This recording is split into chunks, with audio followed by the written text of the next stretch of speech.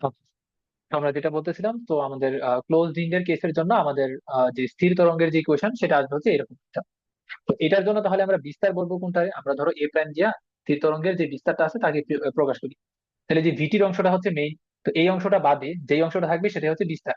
তাহলে বিস্তারের জন্য কত থাকবে? যে -2a sine 2π x by lambda, 2π x divide হচ্ছে ল্যামডা, এটাই হবে তখন আমার লব্ধি তরঙ্গ বা স্থির যে তরঙ্গটা বা স্ট্যান্ডিং ওয়েভ তার হচ্ছে নতুন যে বিস্তারটা তৈরি হবে সেই বিস্তারটা হচ্ছে এটা।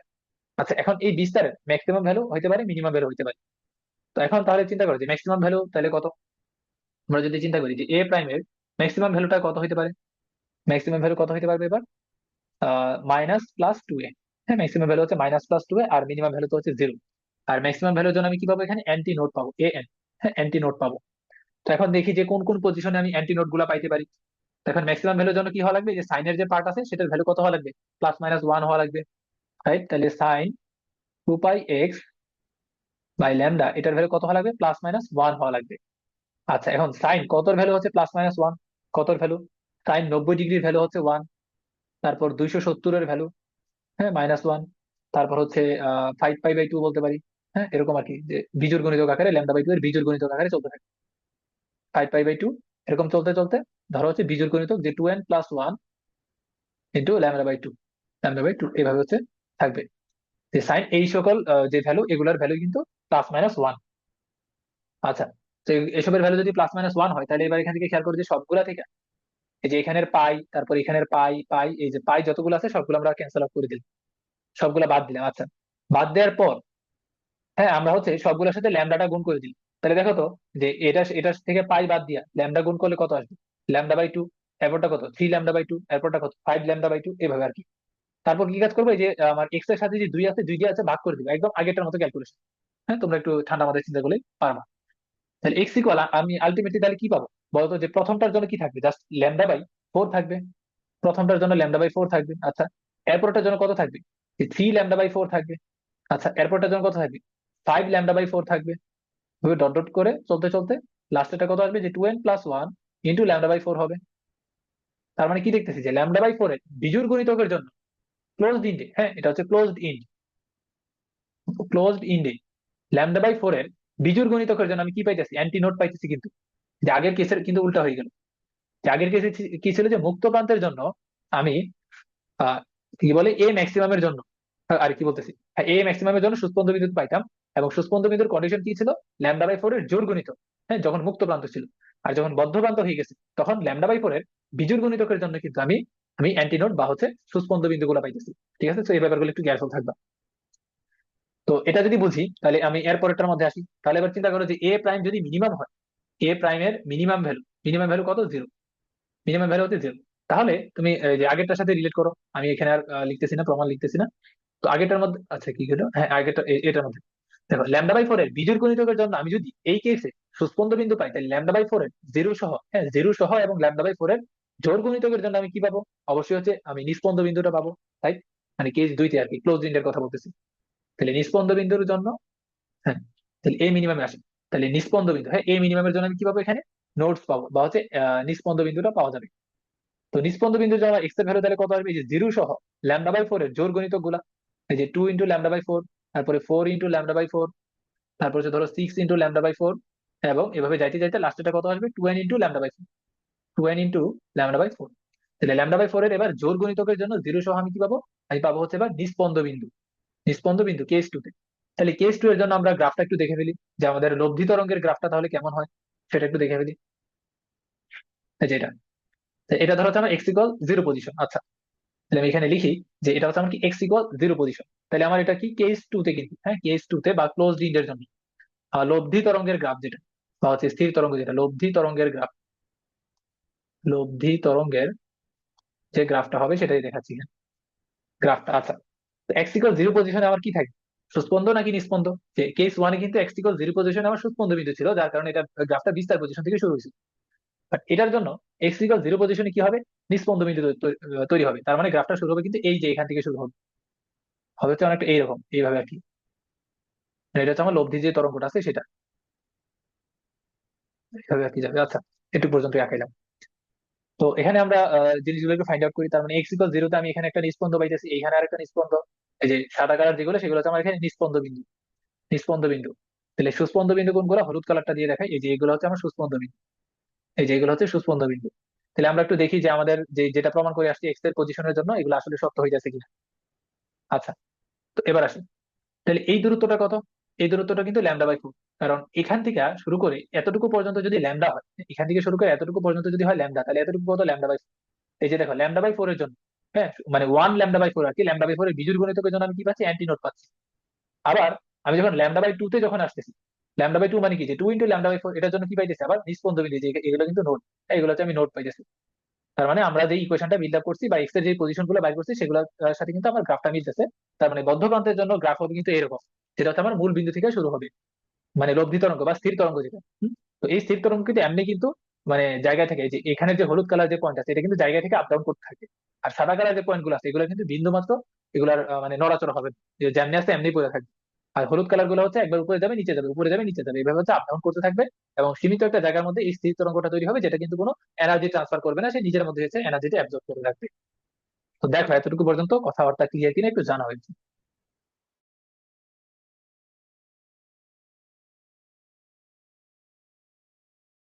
জি ভাইয়া, ক্লিয়ার। জি ভাইয়া। আচ্ছা, এখানে তাহলে এমসিকিউর জন্য আমি এগুলা লিখে দিচ্ছি যে দুইটা নোডের মাঝখানে দূরত্ব কত আসবে? আগের মতো সেম, যে কত আসছিল? λ/2 আসছিল। হ্যাঁ। আর হচ্ছে একটা মানে দুইটা অ্যান্টি নোডের মধ্যবর্তী দূরত্ব, এটাও হিসাব করে দেখো, এখানে আসবে হচ্ছে λ/2। আর একটা নোড আর একটা অ্যান্টি নোডের মাঝখানে দূরত্ব আসবে হচ্ছে λ/4। λ/4, তাই তো? ঠিক আছে, কিনা আরেকবার চেক দিয়ে নেই। হ্যাঁ, একটা নোড আর হচ্ছে একটা অ্যান্টি নোড, মাঝখানে দূরত্ব হচ্ছে λ/4 করি। আর হয় দুইটা নোড অথবা দুইটা অ্যান্টি নোডের মাঝখানে দূরত্ব হচ্ছে λ/2 করি। তো এগুলো এমসিকিউর জন্য বেশ কাজে লাগবে কিন্তু। তাহলে আমাদের দুইটা কেস তাহলে কমপ্লিট। তো আমাদের স্থির তরঙ্গ যে ইয়াটা ছিল, থিওরি যেটা ছিল, এটা পুরোপুরি কমপ্লিট। তো মোটামুটি ভালোই একটা থিওরি ছিল। তো এগুলো তাহলে কমপ্লিট। এখন আমরা আসি ম্যাথের মধ্যে, আসি যে স্থির তরঙ্গ থেকে কি কি টাইপের ম্যাথ হইতে পারে, এগুলোর মধ্যে আসি। আচ্ছা, প্রথম ম্যাথ কি বলছে এখানে? যে সমান বিস্তার এবং কম্পাঙ্কের দুইটা তরঙ্গ। আচ্ছা, আমরা কিন্তু এই প্রথম লাইনটা থেকেই কিন্তু বুঝে গেছি যে এটা হচ্ছে একটা স্থির তরঙ্গের ম্যাথ। কেমনে? যেটা সমান বিস্তার এবং কম্পাঙ্কের দুইটা তরঙ্গ যদি একটা আরেকটার উপর যদি সুপার ইম্পোজ হয়, তাহলে অবশ্যই এখানে স্থির তরঙ্গ তৈরি হবে। অবশ্যই তৈরি হবে। এখন ধরো, আহ তুমি এরকম বলতে পারো যে যদি তারা সমান বিস্তার এবং সমান কম্পাঙ্কের যদি না হয়, সেই ক্ষেত্রে কি হবে? সেই ক্ষেত্রে হচ্ছে বিট তৈরি হবে, সেটা আমরা পরবর্তী ক্লাসে দেখবো। হ্যাঁ, দুইটা তরঙ্গ সুপার ইম্পোজ করলো, বা তাদের বিস্তার এবং কম্পাঙ্ক যদি ইকুয়াল না হয়, সেক্ষেত্রে কি হবে? এটা আমরা পরের ক্লাসে দেখবো।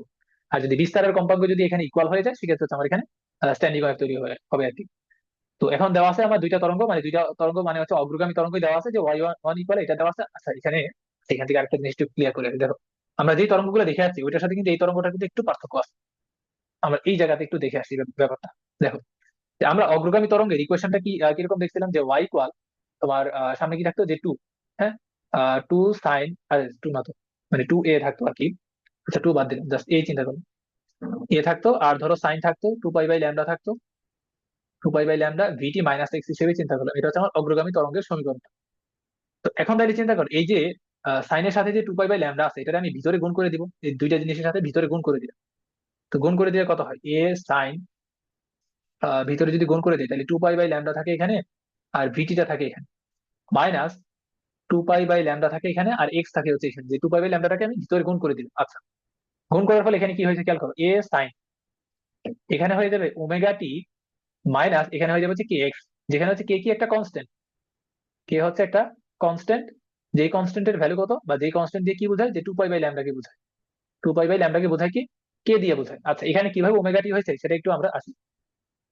তো দেখো, আমরা কিন্তু জানি যে হচ্ছে ওমেগা ইকুয়াল 2πf, এই কোয়েশন কিন্তু আমরা জানি। আচ্ছা, তো এখন ওমেগা ইকুয়াল আমি এখানে 2π রাখলাম। আচ্ছা, আবার কি ভি ইকুয়াল হচ্ছে এফ ল্যামডা, তাহলে এফ ইকুয়াল কত? ভি/λ, রাইট? ভি/λ। তাহলে এবার খেয়াল করো, আমি এখান থেকে তাহলে কি বলতে পারি? যে 2π/λ ইন্টু ভি, এটা মানে কত? এটা মানে হচ্ছে ওমেগা। তো আমি কিন্তু এই কাজটাই করছি এখানে, এই যে 2π ভি/λ, এই জায়গাটা থেকে কত আনছি? এই যে ওমেগা আনছি, এই যে এটা কিন্তু ওমেগা সমান। তার মানে ওমেগা টি মাইনাস হচ্ছে কে এক্স। কে বলতে কাকে বুঝবো? একটা কনস্ট্যান্ট কে বুঝবো, যে কনস্ট্যান্টের ভ্যালু কত? 2π/λ। ঠিক আছে, তাহলে আমার অগ্রগামী তরঙ্গের ইকুয়েশন আমার এইটা হইতে পারে, যে 2π/λ vt - x, অথবা শুধু হইতে পারে যে ওমেগা টি মাইনাস হচ্ছে কে এক্স, যেখানে কে কি? 2π/λ। ঠিক আছে, তো অগ্রগামী তরঙ্গের কিন্তু এটা হচ্ছে আরেকটা চেহারা। আচ্ছা, তো এইটার মধ্যে আসি। তো এখানে আমার বলা আছে কি, যে a/2, মানে বিস্তারটা হচ্ছে a/2 sine omega t minus হচ্ছে কে এক্স। আর কে এর পরিচয় তো আমরা সবাই জানি, যে 2π/λ। আরেকটা তরঙ্গ দেওয়া আছে কি, যে a/2 sine omega t plus হচ্ছে কে এক্স। আচ্ছা, তো ইকুয়েশন দেখে আমরা কি বুঝতেছি, এটা কি আমাদের কেস ওয়ানে পড়ে নাকি কেস টু তে পড়ে? অবশ্যই কিন্তু কেস ওয়ানে পড়ে। হ্যাঁ, কেস টু যদি হতো সেক্ষেত্রে কিন্তু আমার এখানে একটা এক্সট্রা করে দশা পার্থক্যের মাঝে একটা পাই কিন্তু থাকতো। পাই যেহেতু নাই, তাহলে কিন্তু এটা কেস ওয়ানে পড়ছে, অর্থাৎ দুইটা প্রান্ত হচ্ছে মুক্ত, এই আর কি। তো বলছে একটি তার বরাবর বিপরীত দিক থেকে এসে একে অপরের উপর আপতিত হয়ে স্থির তরঙ্গের তৈরি করে। তো এখানে এর ভ্যালু দিয়ে দিয়েছে 2 মিলিমিটার, কে যে কনস্ট্যান্টটা ছিল যে 2 পাই/ল্যামডা, সেটার ভ্যালু দিয়ে দিছে, আর ওমেগার ভ্যালু দিয়ে দিছে। বলছে উপরিপাতিত তরঙ্গ দুইটার বেগ নির্ণয় করো। উপরিপাতিত তরঙ্গ দুইটার বেগ নির্ণয় করো। তো আমি আমি কিন্তু শুরুতেই বলছিলাম যে দুইটা তরঙ্গ যদি স্থির তরঙ্গ তৈরি করে তাহলে তাদের কম্পাঙ্ক, তারপর হচ্ছে তাদের তরঙ্গ দৈর্ঘ্য, তাদের বিস্তার, তাদের ভ্যালোসিটি সবকিছু কিন্তু ইকুয়াল হয়। তো তারা স্থির তরঙ্গ সৃষ্টি করার আগে তারা যে আসতেছিল তরঙ্গগুলা কত বেগ নিয়ে একে অপরের দিকে আসতেছিল, সেই বেগটা বের করতে বলছে, এবং সেই বেগটা কিন্তু দুইজনের জন্য ইকুয়াল হবে। আচ্ছা, তো উপরিপাতিত তরঙ্গ দুইটার ভ্যালোসিটি আমাকে বের করতে বলা হয়েছে। তাহলে আমি একটা কাজ করি, যে উপরিপাতিত যে তরঙ্গটা তৈরি হবে, মানে তোমার স্থির তরঙ্গ যেটা তৈরি হবে, সেটার ইকুয়েশনটা একটু বের করি। যে সেটার ইকুয়েশন কি আসবে, যে y1 আর y2 যদি যোগ করে দেয় তাহলে কিন্তু ওই জিনিসটা আসবে। আচ্ছা, তাহলে তুমি যোগ করো। তাহলে a/2 যদি কমন যায় তাহলে y1 থেকে কত আসবে, যে সাইন ওমেগা টি মাইনাস হচ্ছে কি x, sine omega t minus হচ্ছে কি এক্স, প্লাস a/2 তো কমন নিয়ে ফেললাম, তাহলে এখানে পড়ে থাকবে হচ্ছে সাইন ওমেগা টি প্লাস হচ্ছে কি x, sine omega t plus হচ্ছে কি এক্স, এটা পড়ে থাকবে। আচ্ছা, তাহলে আমার লব্ধি তরঙ্গতে এর সামনে থাকতেছে হচ্ছে কত, a/2। আচ্ছা, sine c plus sine d সূত্র, তাহলে কি 2 sin c plus d/2, c plus d করলে কত আসবে, কি এক্স গুলো বাদ যাবে, জাস্ট থাকবে হচ্ছে omega t. Cause c - d/2 করলে কত থাকবে, জাস্ট হচ্ছে কি এক্সটা থাকবে। এই যে কে এক্সটা থাকলো আমার এখানে। তো এবার এটা কি, এটা হচ্ছে আমার যে যে স্থির তরঙ্গ তৈরি হবে সেটার যে ইকুয়েশনটা আছে সেটা, মানে হচ্ছে লব্ধি তরঙ্গের ইকুয়েশন কিংবা স্থির তরঙ্গের ইকুয়েশন, আমি এটা পাইলাম। আচ্ছা, তো এবার আরেকটা জিনিস খেয়াল করো এখান থেকে। তো আমার বের করা লাগতো কি, যে ভ্যালোসিটিটা বের করা লাগতো, রাইট? ভ্যালোসিটি কিন্তু বের করা লাগতো। তো ভ্যালোসিটি যদি বের করা লাগে, তাহলে আমি একটু আগে কিন্তু এরকম একটা ইকুয়েশন দেখা যাচ্ছে, যে 2 পাই, মানে ওমেগা ইকুয়াল কি ছিল, যে 2 পাই v/ল্যামডা, রাইট? এটাই তো ছিল। বা 2 পাই/ল্যামডা, এটা আবার কি বলতে পারি, আমরা কে বলতে পারি। ওমেগা ইকুয়াল কি বলতে পারি, যে কে ইন্টু হচ্ছে ভি। যে 2 পাই/ল্যামডা, এটাতে যদি আমরা কে বলি, যে 2 পাই/ল্যামডা যদি আমরা কে নাম দেই, তাহলে এই যে 2 পাই/ল্যামডা থেকে কে বসাই দিই, তাহলে আমার ভ্যালোসিটি আসবে কিভাবে, ভি ইকুয়াল তোমার হচ্ছে ওমেগা ডিভাইড হচ্ছে কে। এটা করলে তো আসতেছে। আচ্ছা, তো আসলো। তো এখন এই ওমেগার ভ্যালু কিন্তু আমার কোশ্চেনে দিয়ে দিচ্ছে যে 78.5, আর কে এর ভ্যালু দিয়ে দিচ্ছে 3.14, 3.14 পার সেন্টিমিটার। তাহলে এখান থেকে যদি ক্যালকুলেট করো, এখান থেকে কিন্তু ভ্যালোসিটিতে আসবে কি, সেন্টিমিটার পার সেকেন্ড, এই একক হচ্ছে ভ্যালোসিটিতে আসবে। আচ্ছা, তো ভ্যালোসিটি বের করার জন্য কিন্তু আসলে তোমার যে লব্ধি তরঙ্গটা বের করার দরকার পড়ছে না। তোমার হচ্ছে 1 নাম্বার কোশ্চেনের আনসার জাস্ট এখান থেকে শুরু করলে হবে। আচ্ছা, লব্ধি তরঙ্গটা মনে হয় যে 2 নাম্বারটার জন্য মনে হয় দরকার পড়তে পারে। আচ্ছা দেখি। হ্যাঁ, এটা ছিল তো আমার লব্ধি তরঙ্গটা। আচ্ছা, 2 নাম্বারটার মধ্যে আসি, তাহলে 1 নাম্বারটা তাহলে ক্লিয়ার, যে অগ্রগামী তরঙ্গগুলো কত বেগ নিয়ে আসতেছিল এটা ক্যালকুলেট করলে সেন্টিমিটার পার সেকেন্ডে কিন্তু আনসার চলে আসবে। 2 নাম্বারটা বলছে কি, যে এক্স ইকুয়াল 2.33 সেন্টিমিটার দূরে কণার কম্পনের বিস্তার নির্ণয় করো। এত দূরে কণার কম্পনের বিস্তারটা নির্ণয় করো। আচ্ছা, হ্যাঁ, এটার জন্য হচ্ছে আমার লব্ধি তরঙ্গটা লাগবে। তাহলে এই যে লব্ধি তরঙ্গ যেটা হবে, সেটা এক্স ইকুয়াল 2.33 সেন্টিমিটার দূরে কণার কম্পনের বিস্তারটা বের করতে বলা হয়েছে। তো চলো 2 নাম্বারটা করি। তো 2 নাম্বারটার জন্য আমার যে লব্ধি তরঙ্গ যেটা আছে, যে লব্ধি তরঙ্গ বা স্থির তরঙ্গ যেটা তৈরি হয়েছে, যে লব্ধি যে ওয়েভটা তৈরি হয়েছে, সেটার বিস্তারটা কত আমরা একটু ফাইন্ড আউট করি। যে ওমেগাটি যার সাথে আছে সেটা হচ্ছে মেইন পার্ট, যে সাইনের পার্টটা হচ্ছে মেইন পার্ট, তাহলে সাইনটা ছাড়া বাকি যেটা থাকবে সেটা হবে হচ্ছে এখানে বিস্তারটা। তাহলে এখানে তো টু টু বাদ যাচ্ছে, তাহলে বিস্তার কত হবে, এ কস কে এক্স, রাইট? বিস্তারটা তাহলে কত আসবে, এ কস কে এক্স। তাহলে এ কস কে এক্স, এটা হচ্ছে আমার লব্ধি তরঙ্গের যে বিস্তারটা। তো এখন আমাকে বের করতে বলছিল কি, যে 2.33 সেন্টিমিটার দূরে কণার বিস্তারটা কত, তাহলে তুমি বসাই দাও। আচ্ছা, তো অগ্রগামী তরঙ্গগুলোর বিস্তার কত ছিল, 2 মিলিমিটার। হ্যাঁ, অগ্রগামী তরঙ্গগুলো 2 × 10⁻³ আহ আচ্ছা সরি, 2 মিলিমিটার ছিল, হ্যাঁ আমি মিটারে কনভার্ট করে ফেলাম, 10⁻³ দিই। আর সাইডে থাকলো হচ্ছে কজ, ভিতরে থাকবে কি, কে এক্স। তো কে এর ভ্যালু কি দেওয়া আছে, আচ্ছা কে এর ভ্যালু তো দিয়ে দিচ্ছে, ভালো কথা।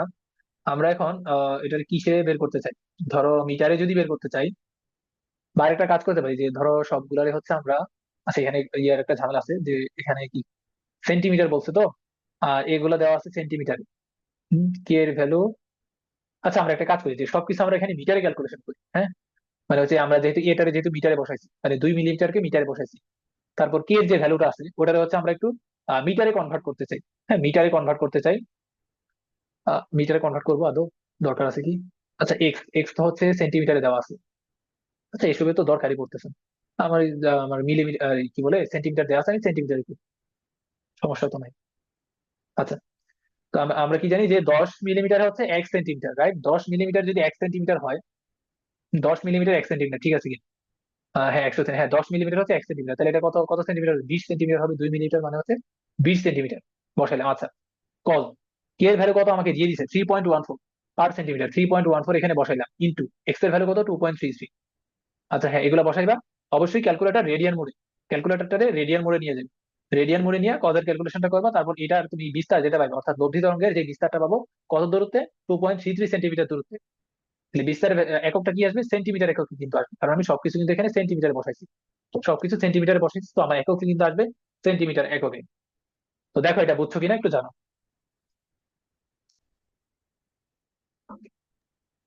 জি ভাইয়া বুঝছি। আচ্ছা এরপরে আসি।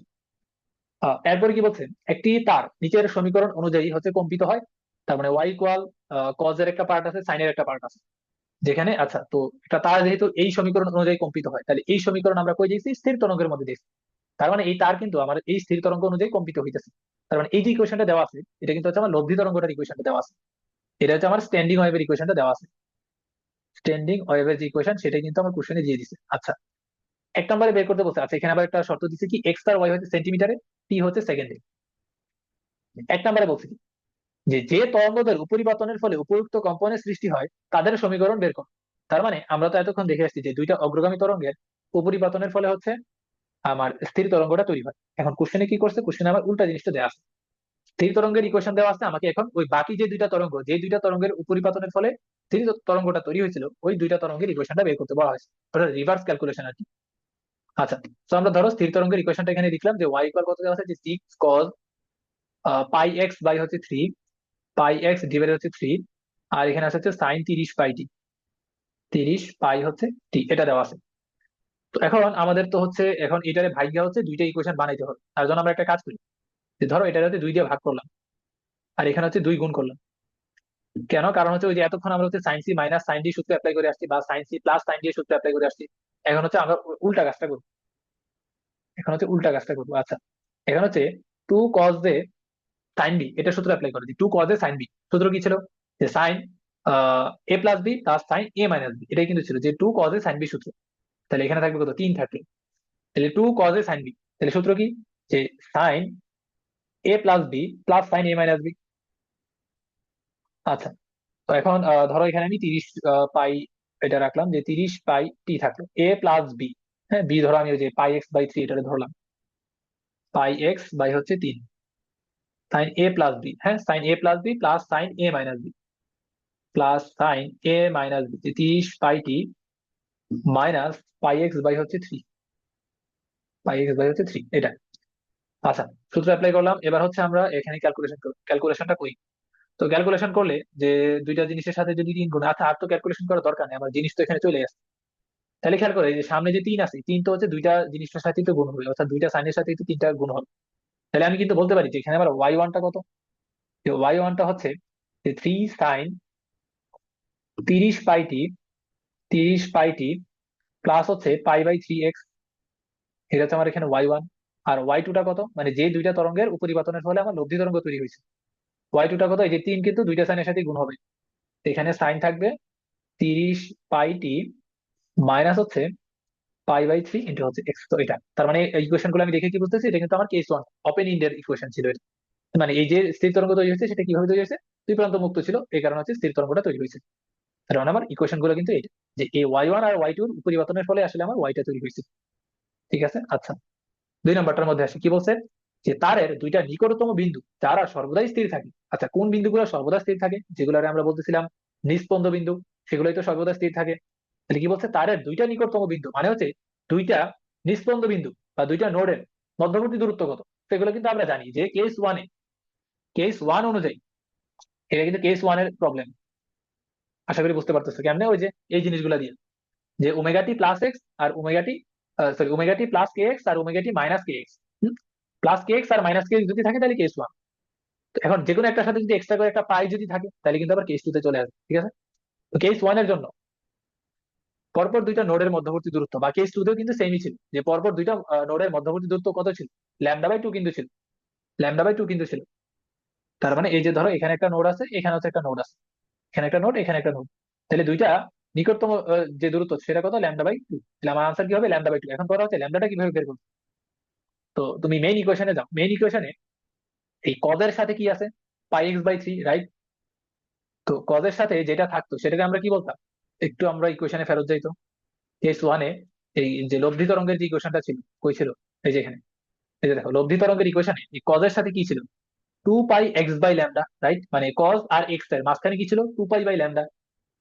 তার মানে এইটা যেহেতু আমার কেস 1 এর ম্যাথ, এটা যেহেতু আমার কেস 1 এর ম্যাথ, তাইলে এই কজ আর এক্স এর সাথে যেটা থাকবে সেটাই কি আসলে 2π/λ সমান।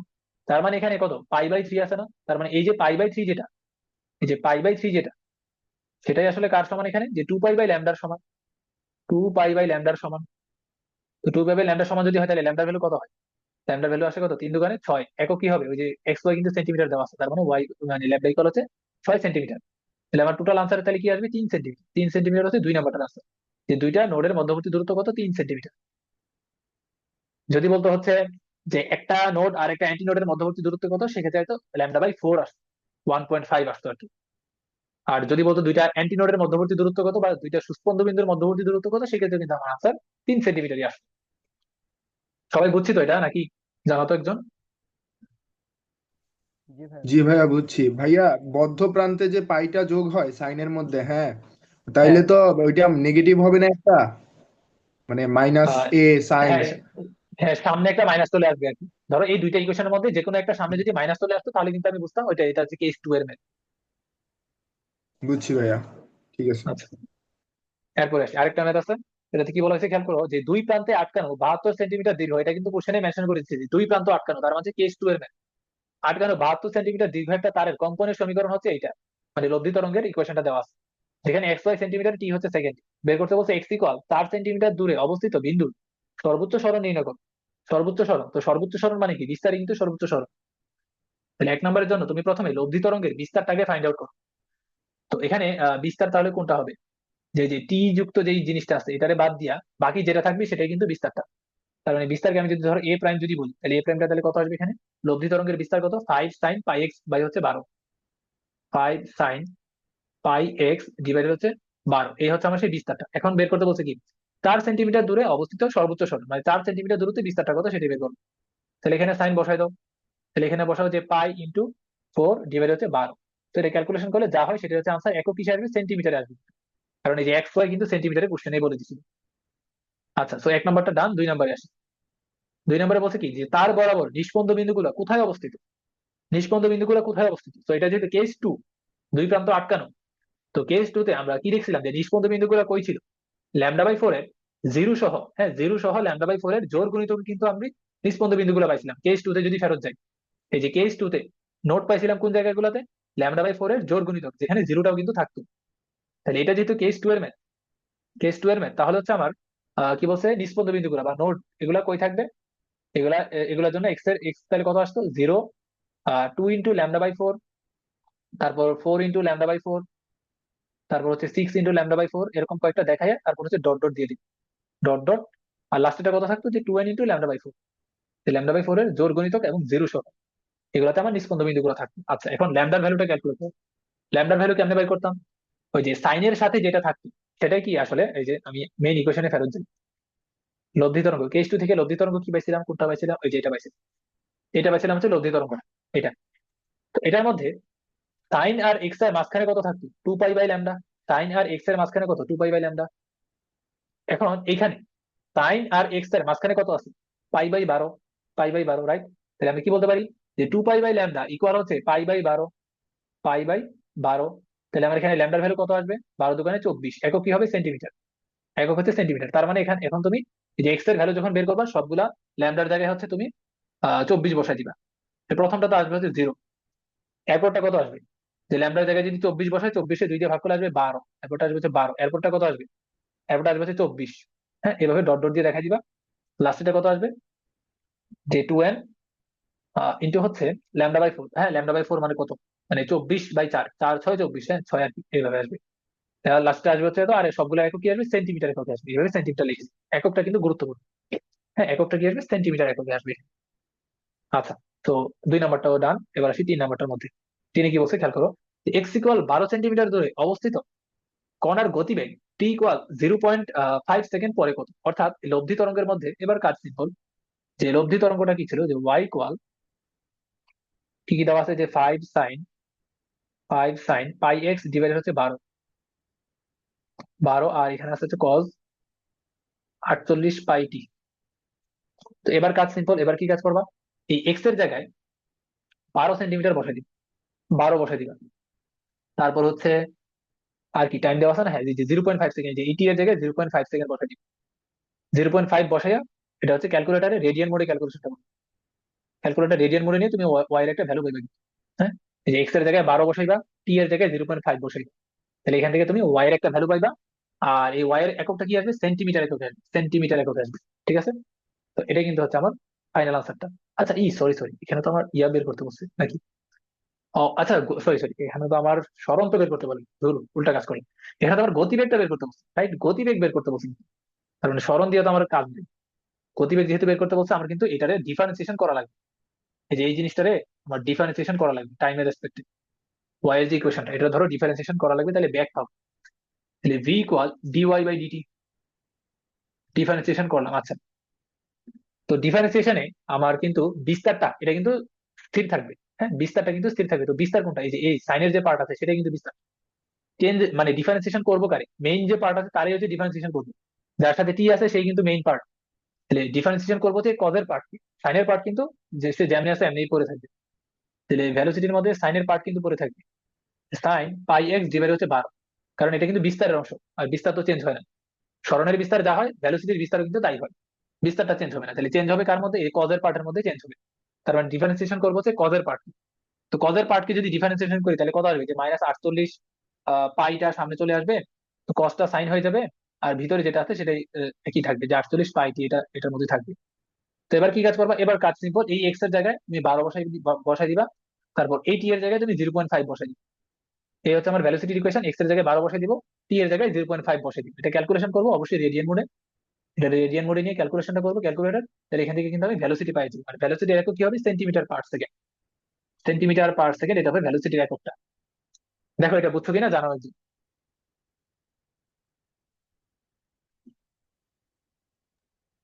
জি ভাইয়া, বুঝছি। জি ভাইয়া আচ্ছা, বুঝছি। এতটুকু ক্লিয়ার। আচ্ছা, এরপর তাহলে হচ্ছে আমরা নেক্সট টপিকে আসি।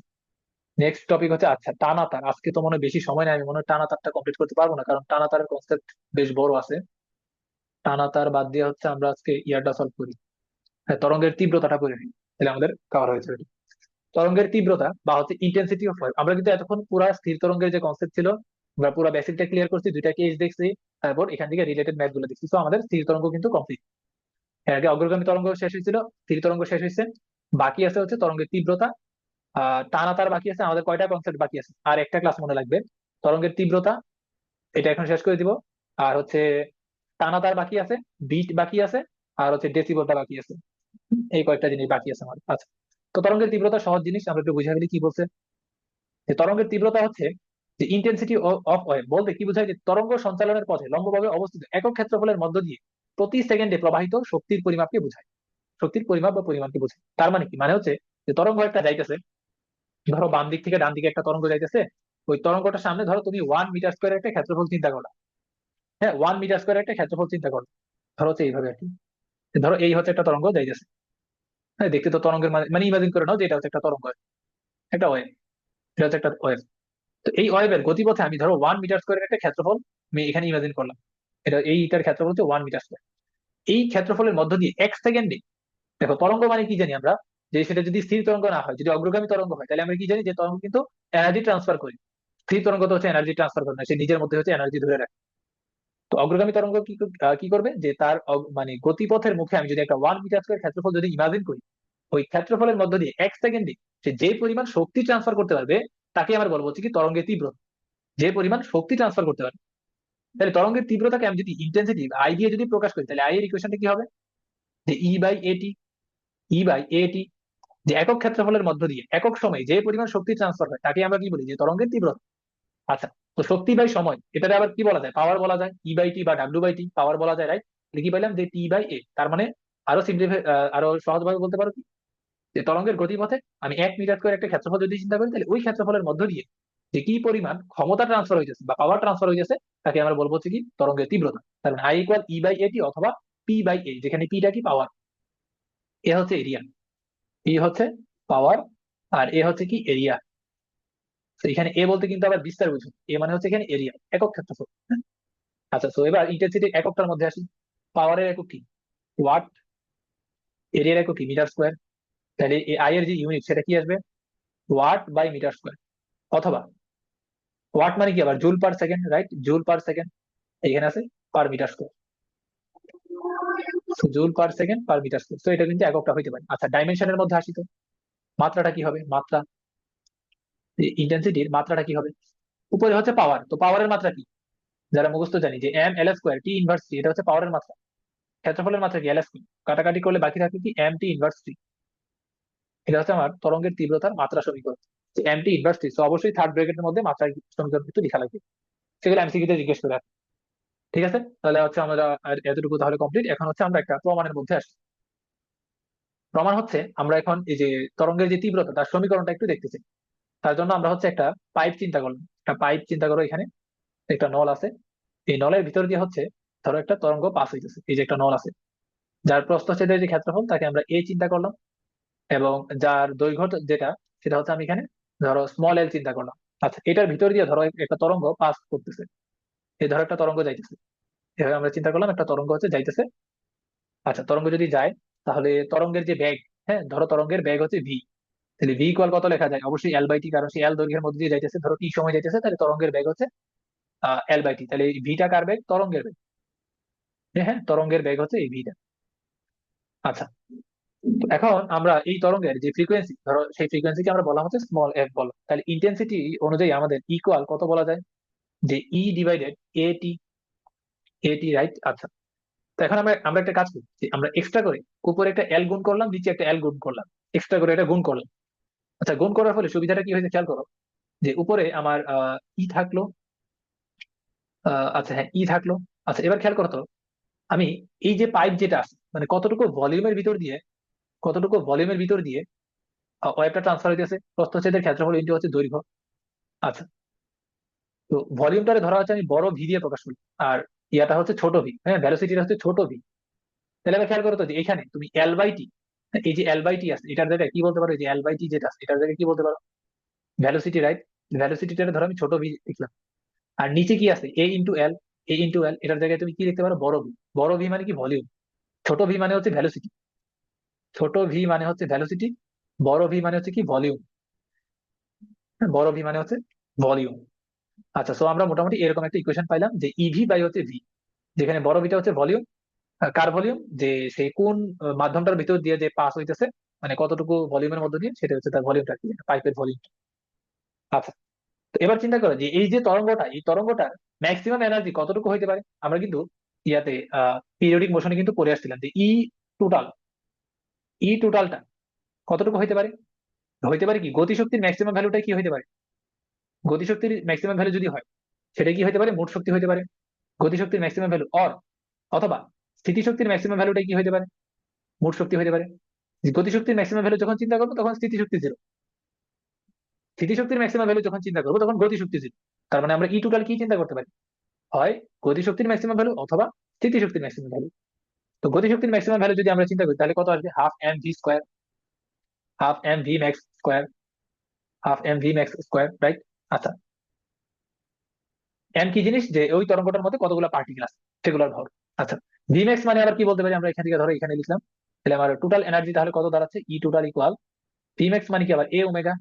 হাফ এমটা থাকলো আর বিস্তারটা ধরো এ, আর অ্যাঙ্গুলার ফ্রিকোয়েন্সি হচ্ছে ওমেগা, তাহলে তার উপর হচ্ছে স্কোয়ারটা দিই। এই হচ্ছে আমার কি টোটাল এনার্জি, এটা হচ্ছে টোটাল এনার্জি। আচ্ছা, তো এখন এই যে ই, ই মানে কিটা? ই মানে কি? সেটা তো টোটাল এনার্জি। তো তাহলে হচ্ছে এই ই এর জায়গায় এটারে বসাই দিয়ে এটা। তাহলে দেখো আমার আই এর ইকুয়েশন কি দাঁড়াচ্ছে? আই ইকুয়াল, হ্যাঁ তাহলে এই যে ই এর জায়গায় এটা বসাই দিই যে হাফ এম থাকলো এখানে, তারপর কি থাকলো? এ স্কোয়ার থাকলো, ওমেগা স্কোয়ার থাকলো, তারপরে আর বাকি থাকলো কি?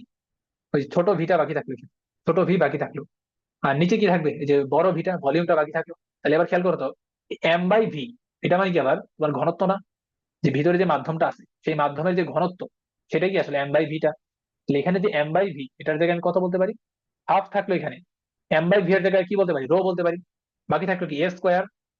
আচ্ছা, ওমেগা মানে কত হলো, 2 পাই এফ, 2 পাই এফ তার উপর স্কোয়ার ইন্টু হচ্ছে তরঙ্গের ভেলোসিটি ছোট ভি। তাইলে এই যে এখানে চিন্তা করে, 2 স্কোয়ারকে স্কোয়ার করলে কত হয়, মানে 2 এর স্কোয়ার করলে কত হয় 4। হাফের সাথে 4 কাটাকাটি গিয়ে থাকবে কি, জাস্ট টু টু থাকবে এখানে, 2 থাকলো। তারপর হচ্ছে রোটা থাকলো, এ স্কোয়ারটা থাকলো, পাই স্কোয়ার একটা আসবে, এফ স্কোয়ার একটা আসবে, আর হচ্ছে ছোট ভিটা থাকবে। এটা কি, তরঙ্গের তীব্রতার সমীকরণ। তো আমার এই সমীকরণটা হচ্ছে মুখস্থ রাখা লাগবে। এটা আর একটু সুন্দরভাবে লেখা যায় যে 2 রাখলাম এখানে, পাই স্কোয়ারটা রাখলাম এখানে, তারপর ধরো হচ্ছে এ স্কোয়ারটা রাখলাম এখানে, এফ স্কোয়ারটা রাখলাম এখানে, ভি কে রাখলাম এখানে, রো কে রাখলাম হচ্ছে এখানে। এই হচ্ছে আমার তরঙ্গের ইকুয়েশনটা। মুখস্থ, সরি, তরঙ্গের তীব্রতার যে ইকুয়েশনটা সেটা।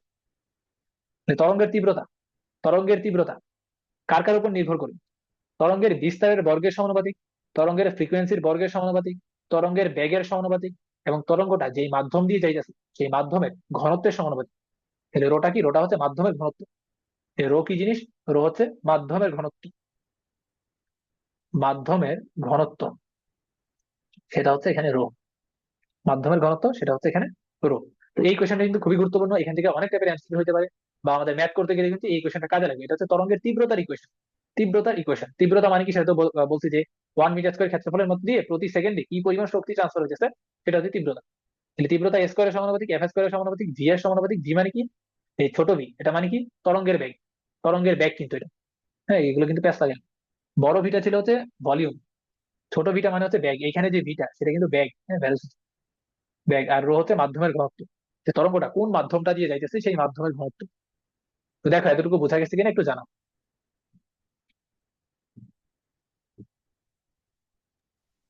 জি জি ভাইয়া, বুঝছি।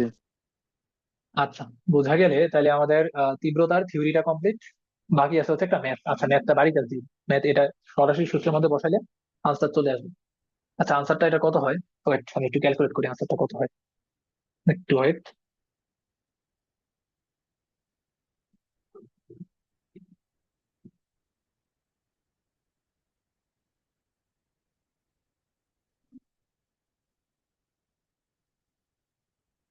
আচ্ছা, হ্যাঁ, আনসারটা আসবে হচ্ছে এটা, মানে কি বলছে যে কি পরিমাণ শব্দ শক্তি প্রবাহিত হবে। হ্যাঁ, মানে 1 সেন্টিমিটার স্কোয়ার এলাকার মধ্যে দিয়ে, দ্যাট মিনস ওই যে 1 সেন্টিমিটার স্কোয়ার এলাকার মধ্যে কি পরিমাণ শব্দ শক্তি প্রবাহিত হবে, মানে হচ্ছে তোমার তীব্রতাটা বের করতে হবে। তীব্রতার রেজাল্ট দেখবা, এটা ক্যালকুলেশন করবা, নিজে বাড়ি কাজ করবা। আনসারটা দেখবা আসবে হচ্ছে 4.74 ওয়াট পার সেন্টিমিটার স্কোয়ার। যেহেতু 1 সেন্টিমিটার স্কোয়ার, তো এই জন্য কিন্তু সেন্টিমিটার স্কোয়ার আসবে। তো এটা হচ্ছে এখানে আনসারটা, এটা হচ্ছে এখানে আনসারটা। তো এটা বাড়ি কাজ দিয়ে, বাড়ি কাজ করবা এটা। অবশ্যই আনসারটা মিলাইবা, আর কেউ যদি না পারো অবশ্যই গ্রুপে জানাবে। তো আজকের ক্লাস আমি এতটুকু পর্যন্ত রাখতেছি, আমাদের টাইমও প্রায় শেষ। তো টানা তারের যে কনসেপ্টটা সেটা আমরা নেক্সট ক্লাসে কভার করবো। তো আজকে আমরা কমপ্লিট করলাম স্থির তরঙ্গ আর তরঙ্গের তীব্রতা, দুইটা টপিক আশা করি ভালোভাবে কমপ্লিট হয়েছে। তাহলে এটাই পড়তে থাকো, আর হচ্ছে বাকি পার্ট তাহলে নেক্সট ক্লাসে কভার করি। ঠিক আছে, তাহলে আজকে আমরা একটু পর্যন্ত রাখতেছি। কার কোনো কোশ্চেন আছে?